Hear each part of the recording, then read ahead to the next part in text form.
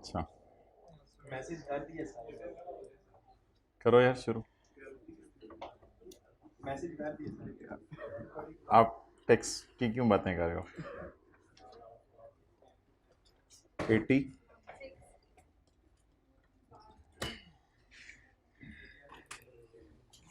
Okay, page number 151। नाराज ना हो यार, भाई क्या हुआ यार? नहीं यार, यार ओके। पेज 151। अच्छा जी, दो एडजस्टमेंट्स मैं आपके सामने शो कर रहा हूँ। शो करनी है, हम कॉलेज में आते हैं और क्या करना होता है हमने। On 1 July 14, Galaxy acquired controlling interest in बेटा। The following information has been extracted from the financial statement of Galaxy and Beta for the year ended 30 जून 2015। ये पेज है भाई 151। 150 में एक जमा करो, एक जमा करो, फिर एक माइनस कर दो। पेज 151। ये पेरेंट की किताबें हैं, ये सब्सिडरी की किताबें हैं।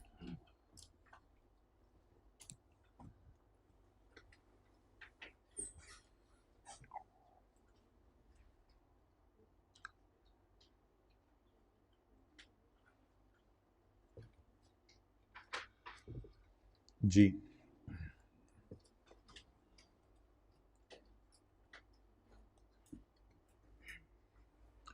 बता दें जी इसकी एंट्री क्या बनेगी। ये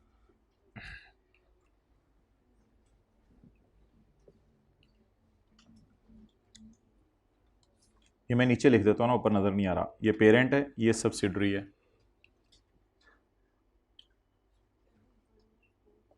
जल्दी जल्दी भाई एंट्री बनाएं।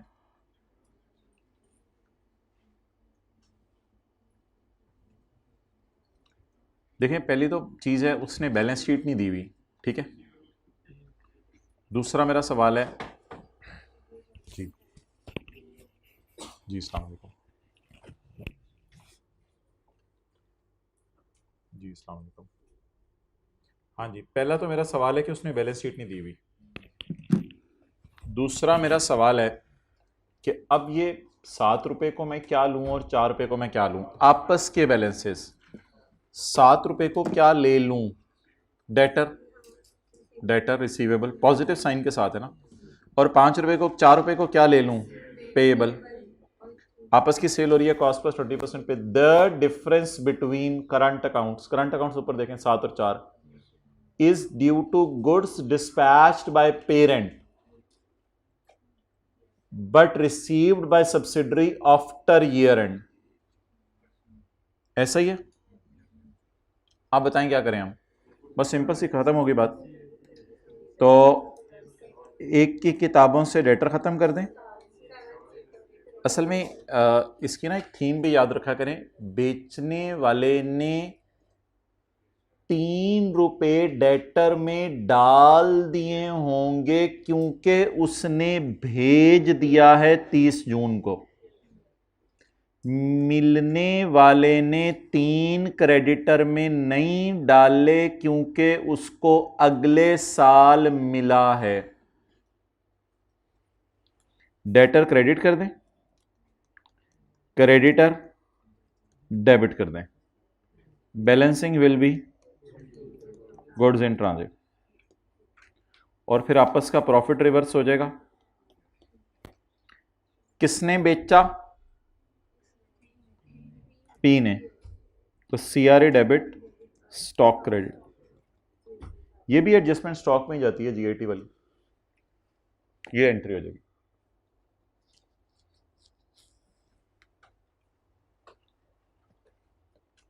3 डिवाइडेड बाय 120।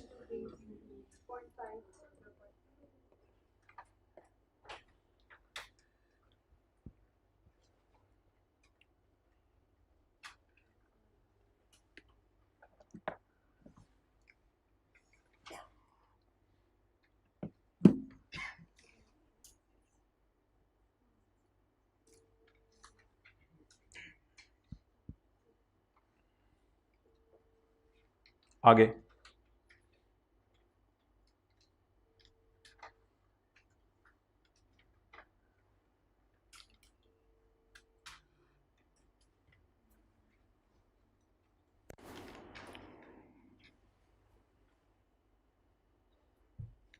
इस सवाल में ना आप सारी एडजस्टमेंट्स कर सकते हैं, करने की कोशिश ना कीजिएगा। अभी एक एडजस्टमेंट ना बड़ी अजीब सी है, तो इसको किसी दिन क्लास में मैंने डिस्कस करना है, बाकी सवाल तो फारक सा है।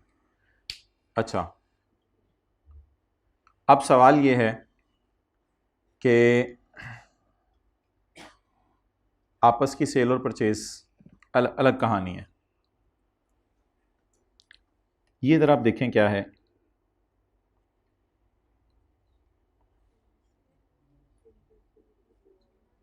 चलें जी, ये वो नहीं है जो इन ट्रांजिट है, ये वो है जो भेजा और अगले को मिल भी गया। P2S सोल्ड, चैलेंज एफ का ढूंढें। P2S सोल्ड, जल्दी अमाउंट बताएं। 25, एक्सेलेंट।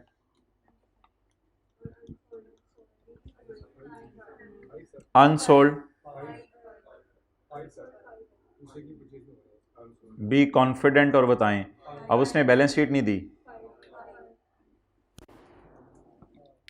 जब इसने बेचा होगा ये 25, तो दूसरे ने खरीदा होगा। तो आपको पता है जो वो बेचता है इसकी परचेज में आता है, परचेज रिमेन अनसोल्ड। तो ये एक थोड़ा सा चैलेंज था कि इसने जो सेल में डाला है इसने पर, बाकी तो वो फिगर्स आसान है, फिगर्स में क्या मसला, अनसोल्ड का प्रॉफिट निकाल लेंगे आप। तो ये देखिए ना, ये तो नहीं हो सकता कि मैंने ही सेल किया और मेरी परचेज में पड़ा हो। हाँ, ये पॉसिबल है कि मैंने सेल किया और किसी की, इस तरह बनेगा असल में, और एस ने सेल किया और इसकी परचेज में पड़ा। अब वैसे ही वो तो प्रेजेंटेशन की मार मार रहा है, ये कंसोलिडेशन का कॉन्सेप्ट टेस्ट नहीं कर रहा, प्रेजेंटेशन की मार मार रहा है। अनसोल्ड का प्रॉफिट निकाल लीजिएगा। S2P sold, unsold lying in other stock 9।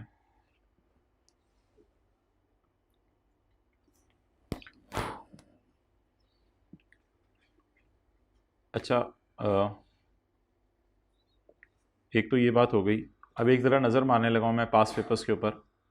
इधर 9 पास्ट पेपर्स हैं, तो वो ज़रा आपको नज़र मार के दिखा दूँ। सारे हमने कर लिए हुए हैं, तो इसलिए सच कोई परेशानी वाली बात नहीं है। वो हमने जो होमवर्क में आगे पीछे सवाल डाल के किए हैं। ये पहला सवाल तो, दूसरा सवाल आपको होमवर्क में दिया था। पहला नहायत ही फारिग सा सवाल था, ALDL के नाम से मैंने क्लास में भी इसको करवाया हुआ है, तो ये ऐसी बेजान सा सवाल था। इसके बाद क्वेश्चन नंबर 4 था, वो भी मैंने आपको जो मुश्किल एडजस्टमेंट्स थी करा दी थी, बाकी होमवर्क में दे दिया था। क्वेश्चन नंबर 5 टाइप सवाल भी हमने किया हुआ है, इसमें सिर्फ एक एडजस्टमेंट है 0.5 वाली, उस जैसी एडजस्टमेंट मैं आज आपको करवा रहा हूँ। और क्वेश्चन नंबर 6 मैंने आपको होमवर्क में दिया डाल के, गोल्डन और सिल्वर वाला। इसमें आपको याद है प्रोविज़न बढ़ रही थी, मैनेजमेंट फ़ीस थी, और बिल्डिंग का एक्सचेंज हो रही थी, कोई टफ सी एडजस्टमेंट थी एक। और क्वेश्चन नंबर 7 हमने कल किया है, प्रेजेंट लिमिटेड वाला और फ्यूचर लिमिटेड वाला कल किया था, जिसमें वो फड्डा था पता नहीं इन्वेस्टमेंट का, ये जो आज 50 मिलियन वाली। बाकी इसमें से कुछ एडजस्टमेंट्स मैंने उड़ाई थी जो आसान थी, वो इंशाल्लाह भी टाइम हुआ तो मैं अभी आपसे पूछ लूँगा। वो सिर्फ एक ये एडजस्टमेंट है, वो मैं इंशाल्लाह आपसे पूछ लूँगा कि इसका क्या करना है। और क्वेश्चन नंबर 8 आपको होमवर्क में दिया था, इसको डिस्कस कर लेते हैं। अच्छा जी, point number 5,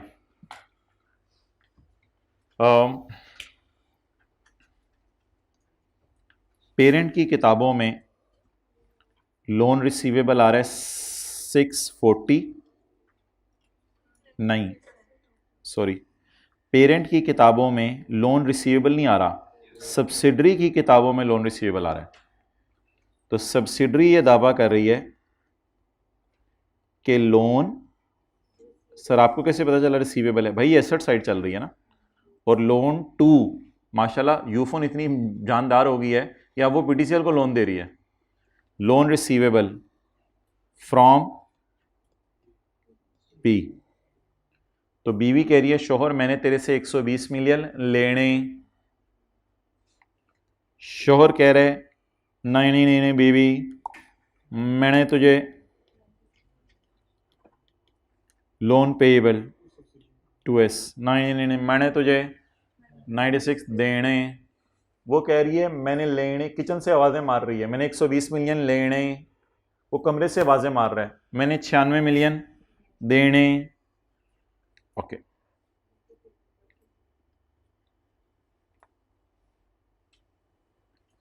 the loan was given at mid of year, mid of year में लोन दिया था सब्सिडरी ने पेरेंट को, and carries markup of 10% per annum, 10% per annum markup है इस पे। एक चेक बना के भेजा है 30 मिलियन का, जिसमें इंटरेस्ट भी भेजा है यू फोन ने। बीवी ने किचन से ना एक चेक बना के भेजा 30 मिलियन का, सॉरी बाय जेएल। पेरेंट ने एक चेक बना के भेजा है 30 मिलियन का ऑन 31 दिसंबर 17, साल के आखिरी दिन, लेकिन बीवी को मिला है कब? साल के बाद। अच्छा,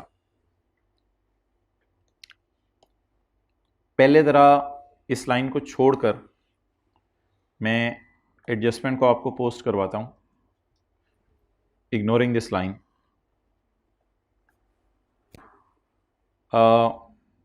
बीवी क्या कह रही है, मैंने कितने पैसे लेने हैं, किचन से कह रही है 120 मिलियन।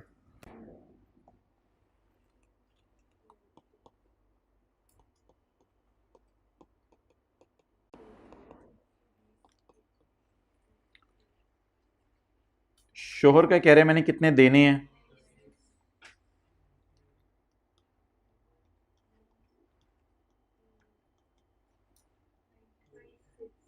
$96।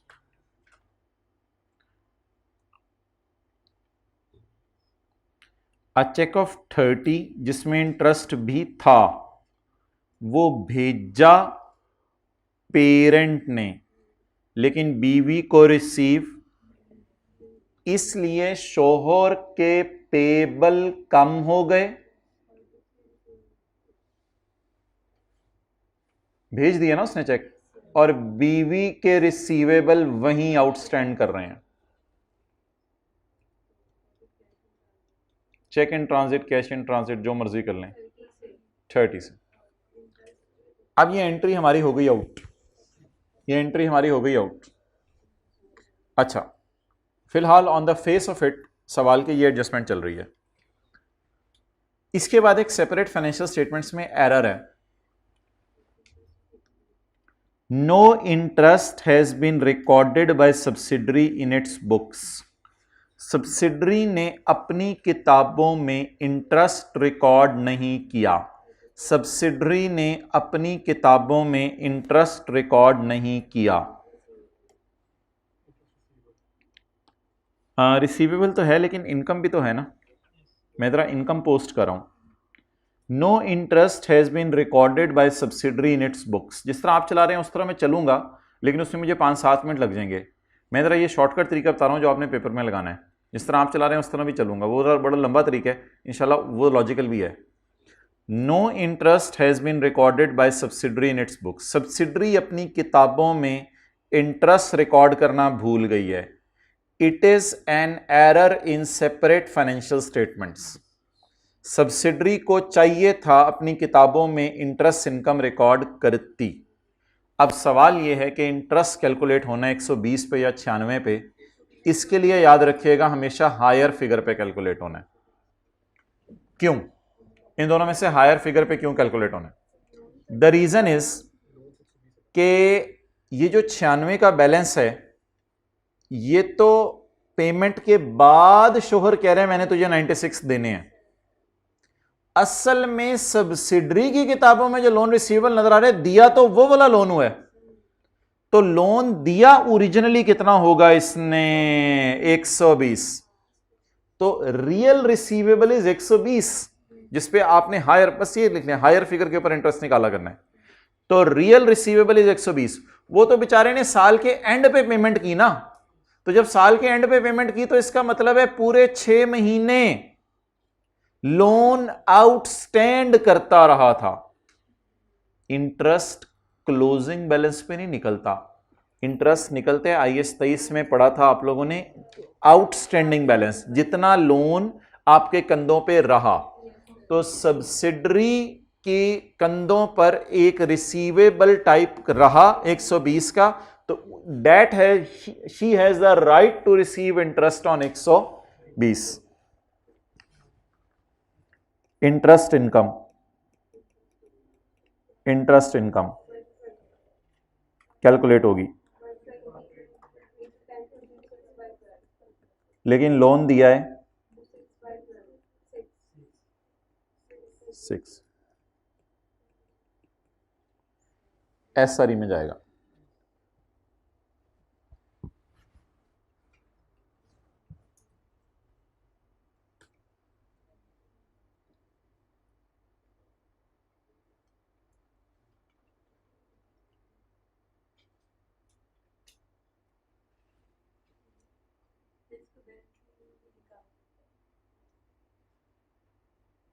ठीक,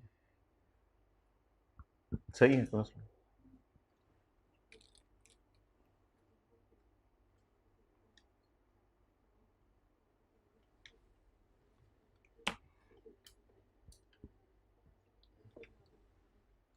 on the face of it चीज़ों को सिंपल सिंपल रख के जरा पोस्ट करें।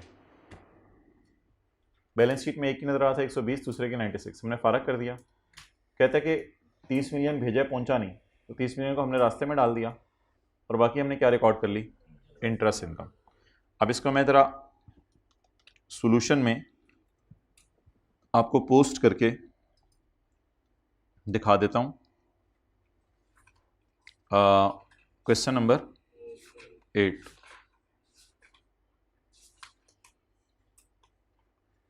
ये माइनस हो रहा है 120 और ये माइनस हो रहा है 96 और ये इन ट्रांजिट आ रहा है 30 का। अलग से नज़र नहीं आना चाहिए, करंट एसेट में डाल दिया करें। ये इन ट्रांजिट आ रहा है 30 का और SRE में नज़र आ रहा है 6। रिकॉर्ड किया हमने इनकम, आपस की इनकम रिकॉर्ड कर दी, कोई मसला नहीं, इसमें कोई मसला नहीं, ये कर दें। अच्छा, इंटरेस्ट इनकम मैंने रिकॉर्ड कर दिया और ये इसकी जनरल एंट्री है।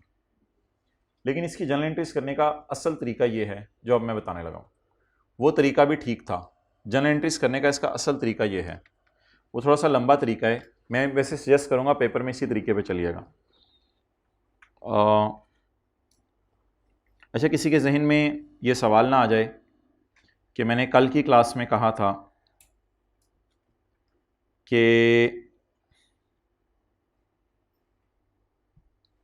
कल के नोट्स में भी अपलोड किया था, इंटरेस्ट इनकम इंटरेस्ट एक्सपेंस को बैलेंस शीट के सवाल में आपने कैंसिल करना है सिर्फ रिसीवेबल और वर्किंग 2 शू वर्किंग 3 श्री में कोई लेके जाने की ज़रूरत नहीं है।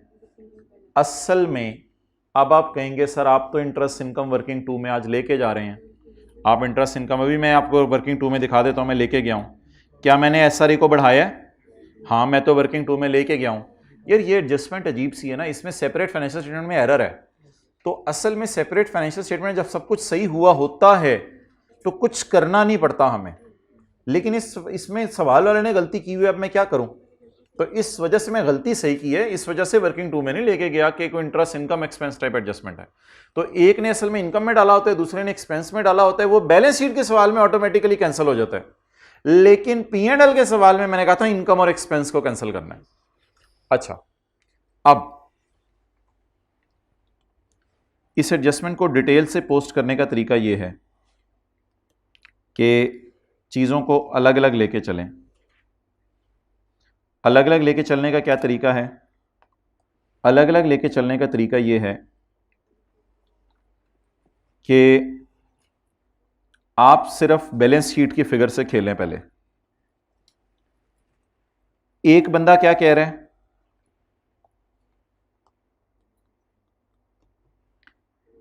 कि मेरी किताबों में लोन रिसीवेबल है 120 का। दूसरा बंदा कह रहा है नहीं, मेरी किताबों में लोन पेएबल है 96 का। कैश इन ट्रांजिट बैलेंसिंग निकालें 24। ये प्रिंसिपल अमाउंट है जो इन ट्रांजिट है, ये हो गया। अब सेपरेट फाइनेंशियल स्टेटमेंट्स की एरर सही करें। अब सेपरेट फाइनेंशियल स्टेटमेंट्स की एरर सही करें। इंटरेस्ट रिसीवेबल फ्रॉम शोहर, क्योंकि लोन दिया हुआ ना सब्सिडरी ने, interest receivable debit, no interest has been recorded by subsidiary. तो ये रिसीवेबल बुक करें, आपस का रिसीवेबल बुक होने दें, खैर है। हायर अमाउंट लोन की 120 ज़रब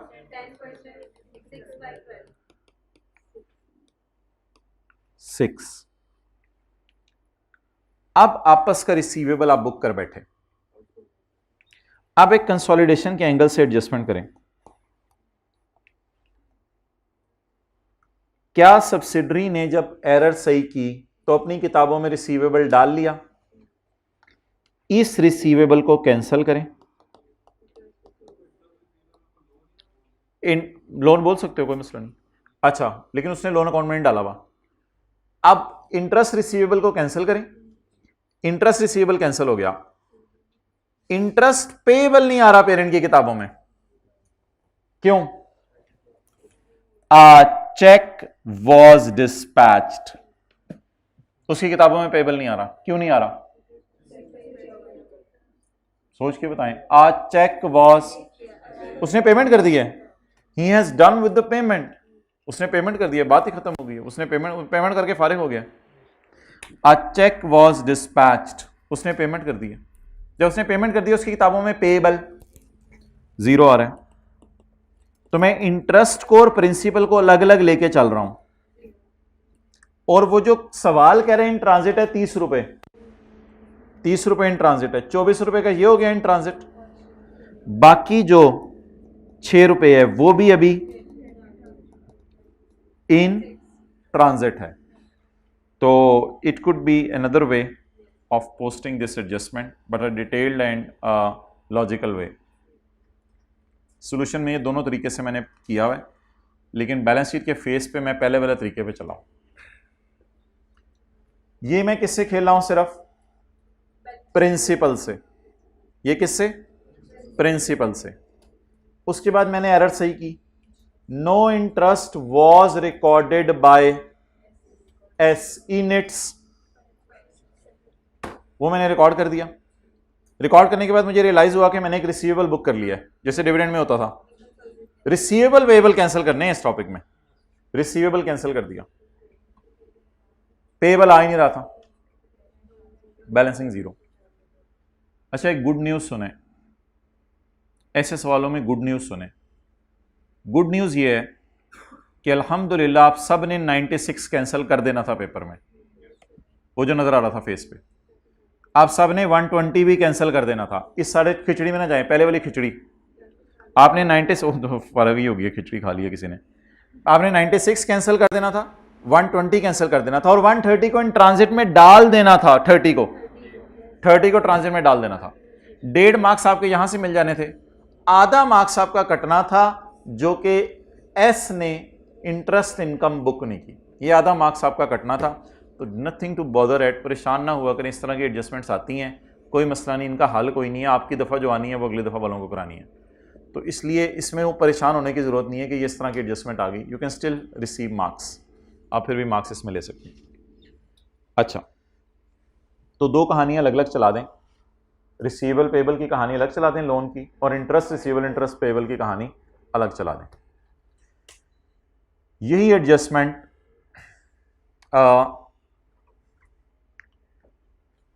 अगर आप मुझे इजाज़त दें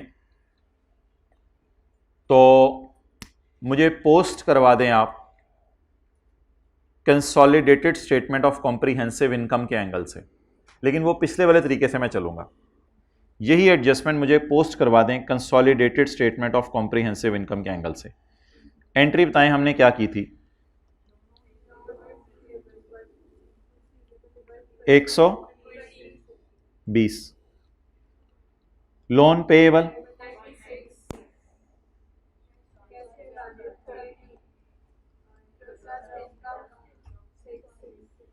6 डन। अच्छा जी, consolidated statement of comprehensive income के फेस पे मैं ये पोस्ट करने लगा हूं।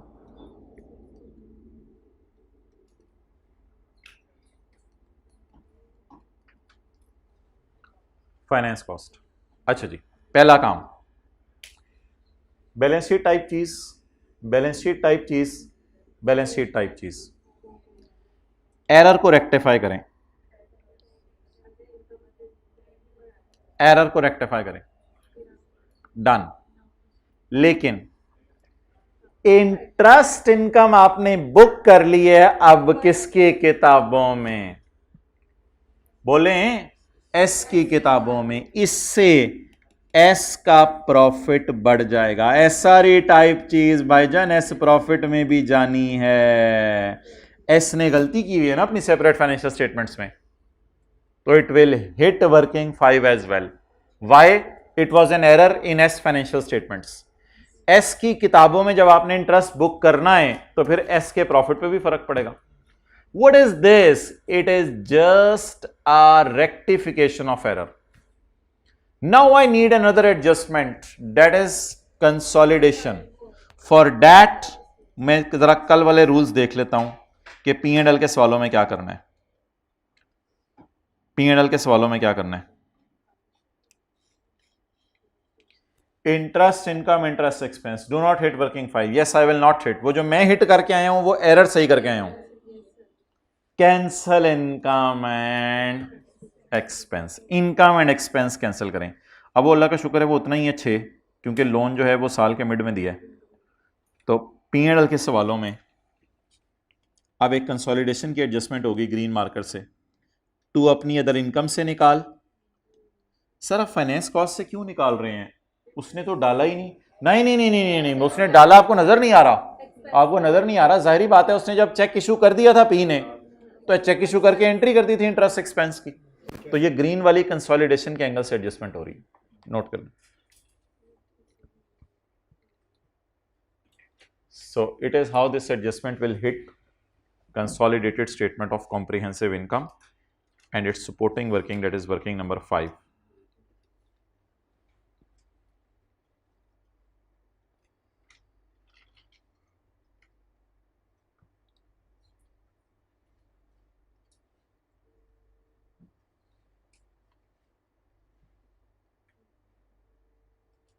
ओके हाँ जी, इसके साथ हाँ बताता हूँ जी। अस्सलाम वालेकुम जी सर, होगी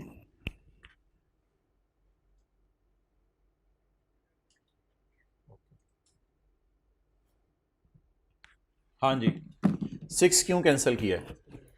P&L के सवालों में इनकम एक्सपेंस कैंसिल करना होता है और बैलेंस शीट के सवालों में रिसीवेबल पेएबल।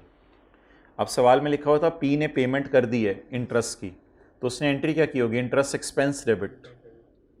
तो उसके इंटरेस्ट एक्सपेंस में पड़ा हुआ है। जब आप फाइनेंस कॉस्ट उठाएंगे पी की और एस की, और जब पी का और एस की अदर इनकम उठाएंगे सवाल में, तो उसमें पड़ा होगा। तो अगर आपने ज़्यादा डिटेल में लिखना है तो ये वाला 6 कैंसिल हो गया और पी की फाइनेंस कॉस्ट में पड़ा होगा ये वाला 6 यहाँ से। ये एडजस्टमेंट करनी है। ये कल के होमवर्क में थी कल के होमवर्क में नहीं थी। वो जो क्वेश्चन नंबर 29 था उसमें आपस का इंटरेस्ट इनकम इंटरेस्ट एक्सपेंस नहीं था मेरे ख्याल से था। कल का आपस का क्वेश्चन 29 किया कल, इसीलिए तो मसला आ रहा है। और मैं भी कहूँगी मसला आ रहा है, मैं ऐसे ही परेशान बैठा हूँ। हर एक की अपनी अपनी परेशानियां। ओके, यहां पे लिखें पास पेपर क्वेश्चन नंबर 1 इसी एडजस्टमेंट के साथ। पास पेपर क्वेश्चन नंबर 1। हाँ जी, 6 इंटरेस्ट है। हाँ उसने पे कर दिया, उसने पे, उसकी किताबों में इंटरेस्ट पेबल आ ही नहीं रहा। हाँ जी अच्छा, इसके साथ लिखें पास पेपर क्वेश्चन 1। क्वेश्चन 1 की उत्तरी, खैर इतना आगे मैं कहाँ चला गया। पास पेपर क्वेश्चन 1 की एडजस्टमेंट नंबर 4 इसके साथ लिख लें। पास पेपर क्वेश्चन 1 की एडजस्टमेंट 4 इसी जैसी है। ओके देखें जी, आलम को बुलाएं। लोन रिसीवेबल कितना आ रहा है पेरेंट के बुक्स में? 30। और सब्सिडरी की बुक्स में, हाँ, सब्सिडरी की बुक्स में पेएबल कितना आ रहा है? ये मैंने आपको बताया था। ये अब सब्सिडरी की बुक्स में पेएबल सारा पेरेंट वाला नहीं आ रहा, इन्हीं फिगर्स के साथ करवाया था मैंने आपको। लेकिन यहां ये नहीं लिखा हो ना लॉन्ग टर्म लोन फ्रॉम, तो लॉन्ग टर्म लोन फ्रॉम वाला चक्कर नहीं है। चलें छोड़ें इसका यार, अब लाइन पढ़ें। Long term loan was given to, बोले सब्सिडरी, ऑन साल का पहला दिन। ये वापस होना है 5 साल बाद। 24 रुपए की टेंशन नहीं, वो जो पिछले सवाल में आई थी। ये वापस कितने साल बाद होने? 5 साल बाद होने या 6-6 महीने बाद वापस होने? 5 साल बाद वापस होने। तो there is no tension of 24 million type चीज। ये वापस होने 5 साल बाद। यहां रुक के बता दें फिर ये बराबर क्यों नहीं आ रहे बैलेंसेस? बाकी किसी और से लोन लिया होगा, बाकी किसी और से लोन लिया होगा।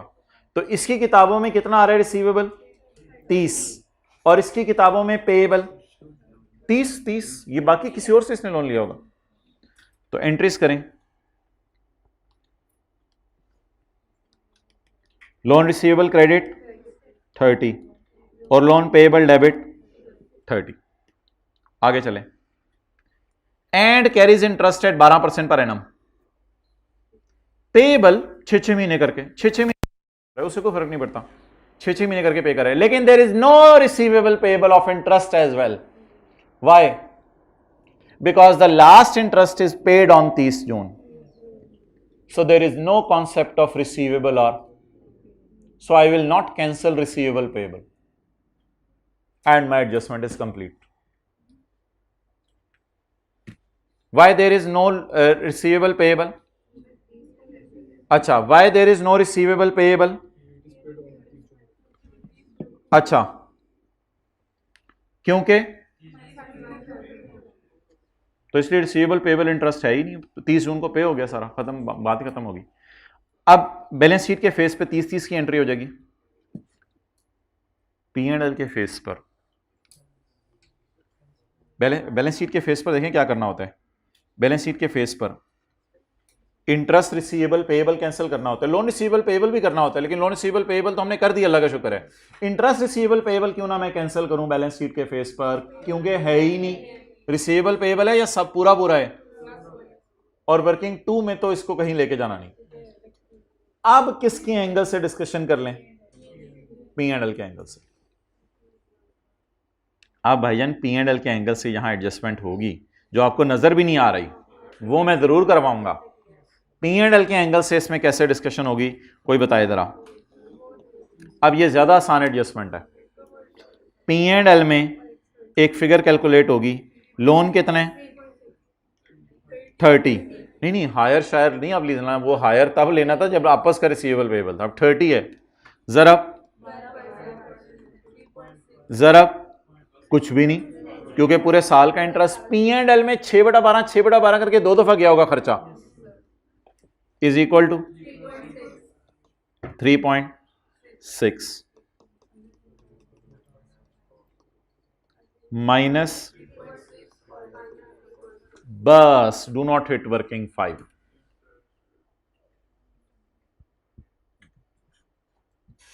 डन। जो कुछ जाना चाहते हैं चले जाएं। अब आप क्वेश्चन 5 में यही वाली एडजस्टमेंट कर दें तो फिर छुट्टी है, बस रिवीजन हो जाएगी। जरा पहले ये नोट कर लो यार, पहले ये नोट कर लो।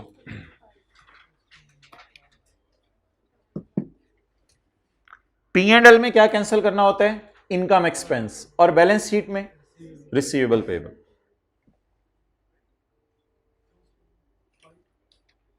क्वेश्चन 5 की एडजस्टमेंट नंबर 5। पॉज करो।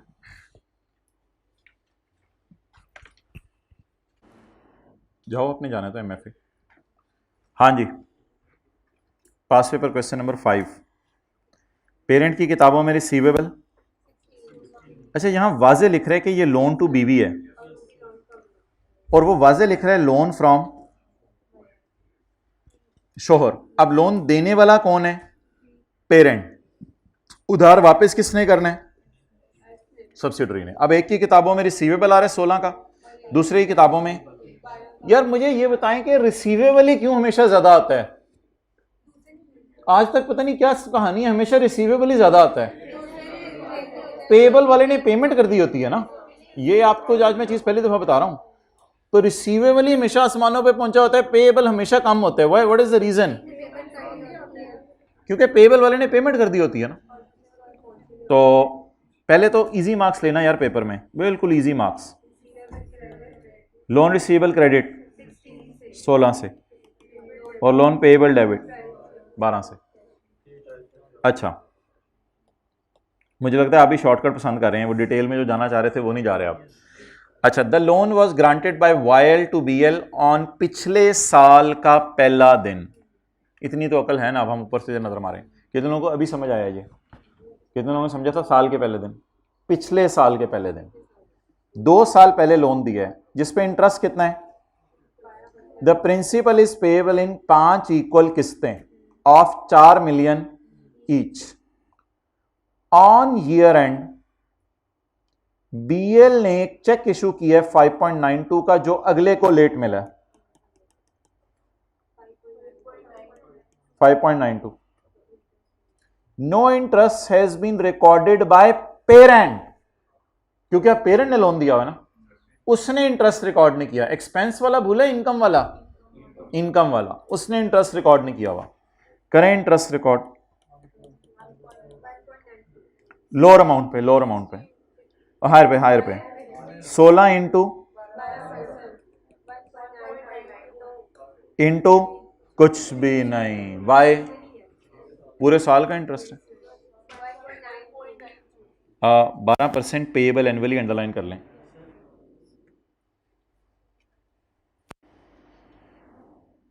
अच्छा, जवाब बता दें। 1.92। आप गाढ़े हो जाएंगे। इसको कहां लेके जाना है? सीआरई में। क्या चीज? हाँ, 4 का प्रिंसिपल पे हो रहा है, तो असल में ये जो पेमेंट हो रही है ना माय डियर, ये देखो कब हो रही है। पेमेंट 30 जून 16 को हो रही है, तो 30 जून 16 की सुबह एक बंदा कह रहा था मैंने लेने हैं 16, दूसरा भी कह रहा था मैंने देने हैं 16। वो तो 30 जून 16 की शाम को पेमेंट हुई है, इसलिए बस इस कॉम्प्लिकेशन में हमने जाना ही नहीं। इंटरेस्ट किस पे कैलकुलेट करना है? हायर के ऊपर। डन। अच्छा, ये तो बैलेंस शीट में एडजस्टमेंट हो गई P&L के एंगल से। P&L के एंगल से बोलें जी, जल्दी, हिम्मत, हौसला। अदर इनकम में ऐड कर दें। ये क्या हो रही है? सेपरेट फाइनेंशियल स्टेटमेंट की एरर खत्म हो रही है। अगला सवाल मेरा आपसे। ना ना ना, वर्किंग 5 नहीं हिट होगी मेरे भाई, ये एसआरई टाइप चीज नहीं है माय डियर। लॉजिक अपनी आसमान पे पहुंची हुई है, ये सीआरई टाइप चीज है। और माइनस ओवर कर दो यार।